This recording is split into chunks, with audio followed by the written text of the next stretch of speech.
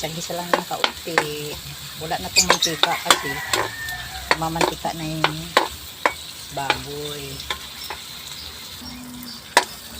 Tapos susunod ko na yung kalabasa at saka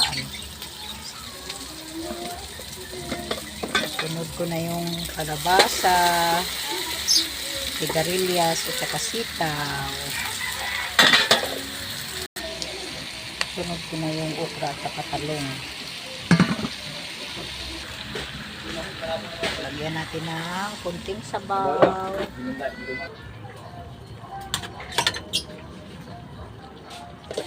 Ilalagay ko na yung kuliti. Sama-sama na sila, kuliti, saluyot at saka alokbati. Ayan na po ang aking gulay. Luto na. Pwede na pong kumain. Kain na po tayo. Thanks for watching. Bye-bye.